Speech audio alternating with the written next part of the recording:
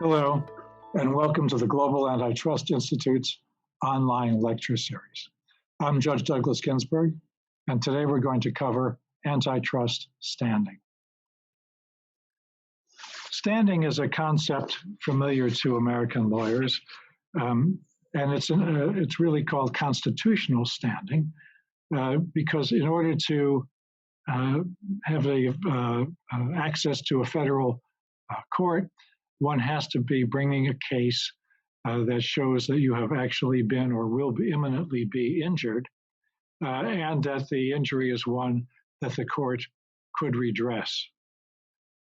Antitrust standing is in addition to constitutional standing. A plaintiff in an antitrust case must satisfy, in addition, the requirements of antitrust standing. The concept of antitrust standing derives from application of Section 4 of the Clayton Act. It's Section 4, which as you see now, any person who shall be injured in his business or property by reason of anything forbidden in the antitrust laws shall recover threefold the damages by him sustained. That's very broad language, and it will not come as a great surprise that the Supreme Court has narrowed it, and with good reason, I might add. We'll get into that. Just as the Sherman Act is written very broadly, and the court read into it a rule of reason from the outset, so too with Section 4 in its broad language that you're seeing on the screen right now. Now, the principal things that can arise as issues are the showing of injury in fact, which is the same as the constitutional requirement, to one's business or property, which is not generally that difficult. But one of the more difficult aspects is showing that the injury you've suffered is by reason of a violation of the antitrust laws. So the idea is that somebody, the defendant, has violated the antitrust laws and done so in a way that harmed you, even though you may not have been in direct contact with or had any dealings with that person. So the injury in fact requirement, let's just break that down a little bit. The violation of the antitrust laws has to be material and substantial cause of your injury, which is very much like the idea of proximate cause in tort law. Proximate cause, recognizing that there are an infinite number of causes for every event. But for the shoe, the horse would have been shod, and the messenger would have gotten the message to the king, and the kingdom would have been saved. Well, the lack of a nail is not the proximate cause of the loss of the kingdom. There's simply too many intervening events. So that's a familiar concept to American lawyers who've studied tort law. Likewise, the possibility exists that there would be some other person who is more closely identified to, more closer in the chain of causation to the problem, who's more the immediate victim of the violation. And so if you're not pretty close to the event itself, you're not going to have antitrust standing.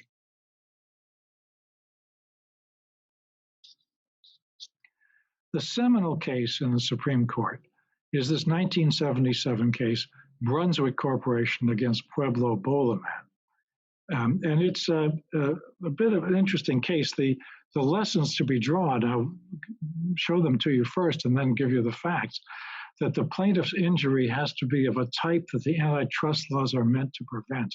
That is absolutely key. And that the plaintiff's injury should flow from what makes the defendant's conduct unlawful under the antitrust laws. Now let's see how that played out on the facts. So Brunswick manufactures equipment used in bowling alleys, the equipment that sets the pins, clears them away, and resets them, and so And it provides that equipment to the operators of bowling alleys on credit. The Pueblo operated bowling alleys, and its competitors included some that failed because they were unsuccessful in business and failed to pay Brunswick what they owed Brunswick for the equipment. So Brunswick foreclosed and took over those bowling alleys. So now Pueblo was competing against Brunswick as the owner of another bowling alley in the same market.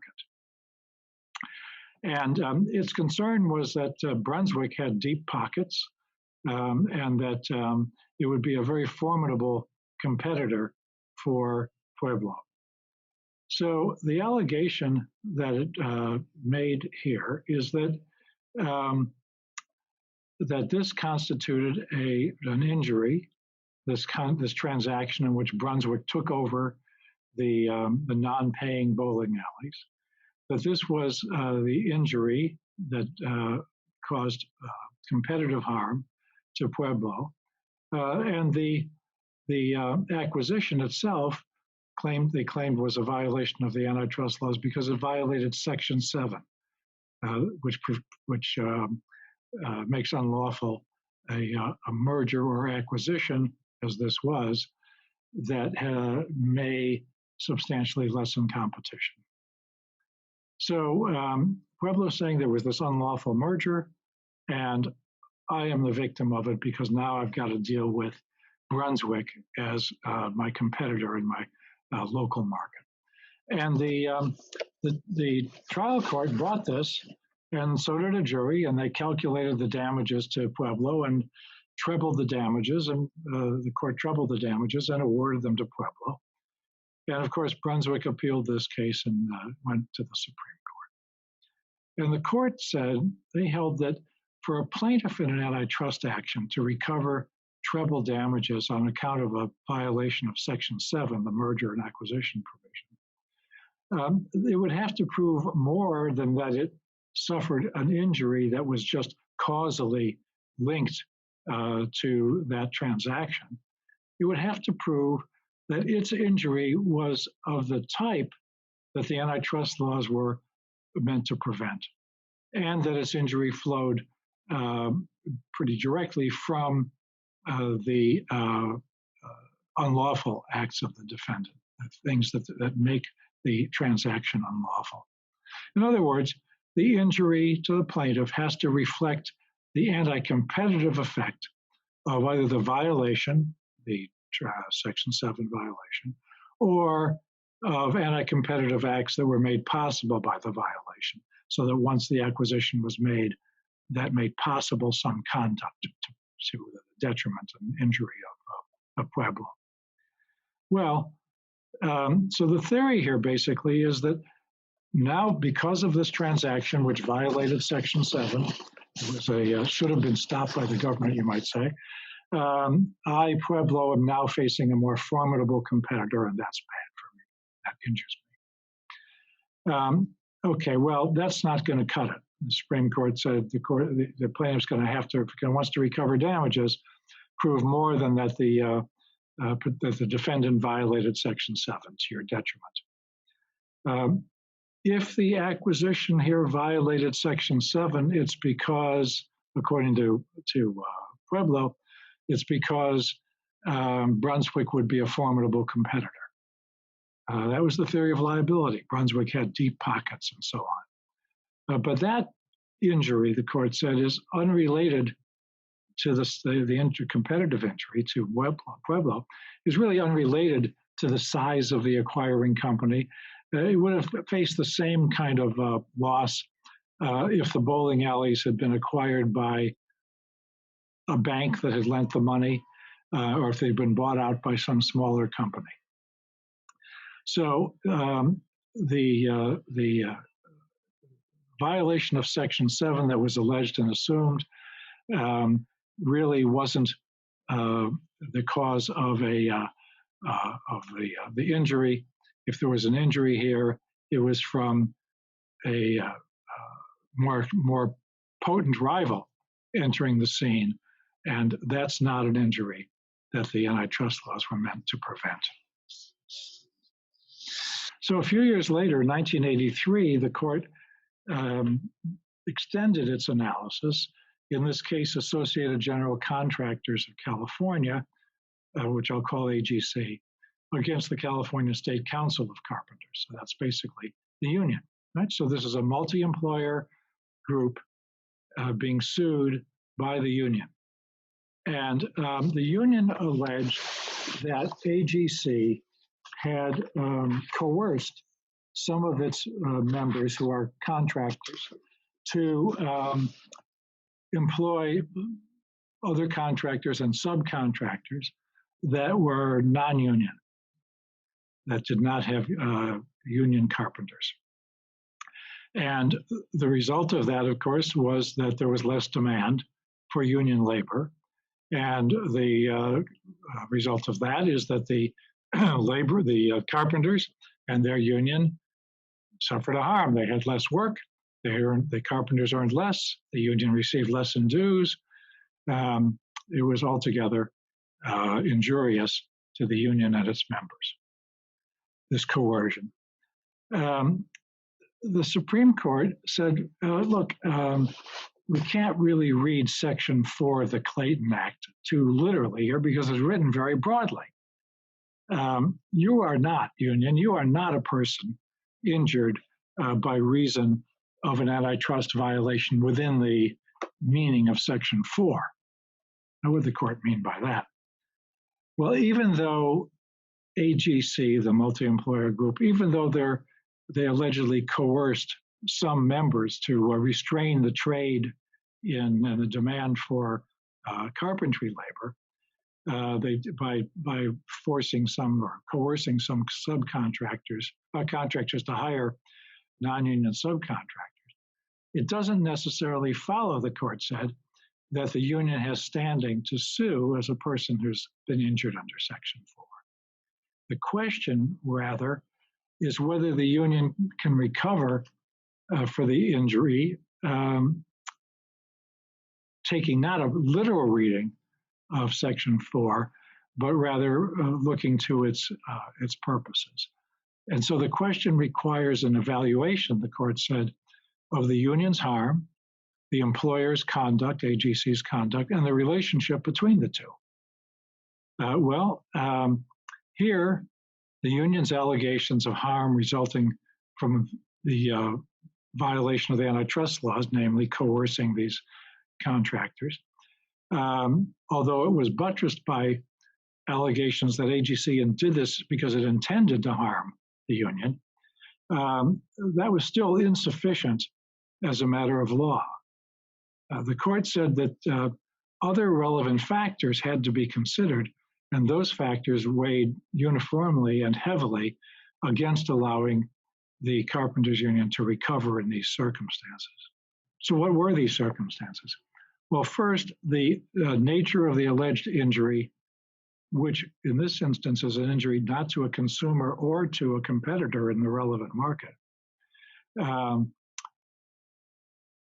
And that's unusual and raises doubts about antitrust standing.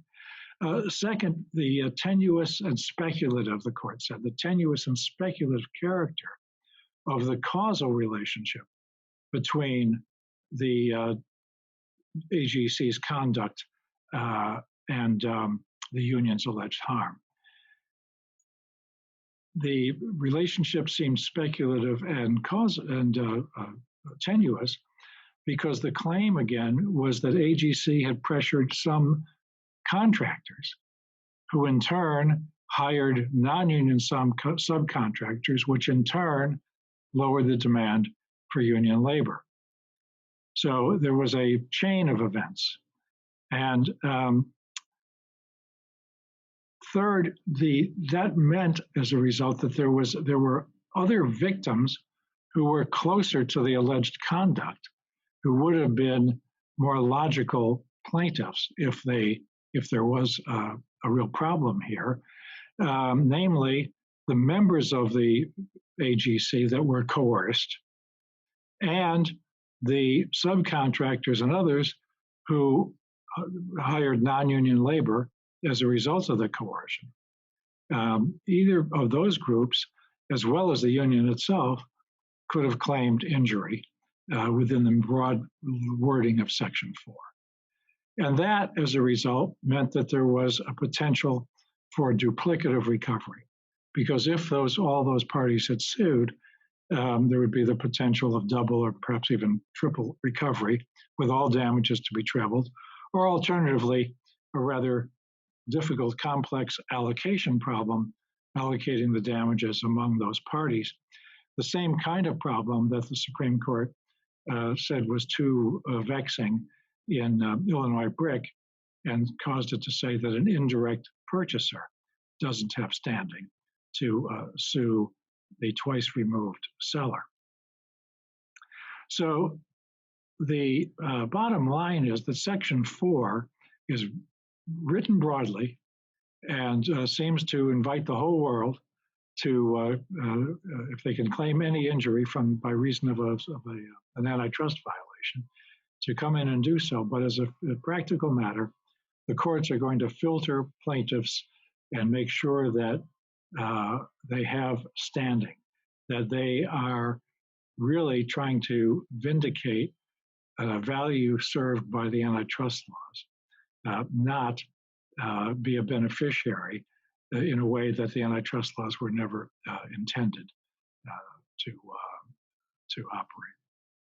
That's it. It may seem simple. It's not all that complex, but I do suggest you, if you need to know more, want to know more, read Brunswick, read the AGC cases. I've simplified them each a little bit. Antitrust standing. That's it.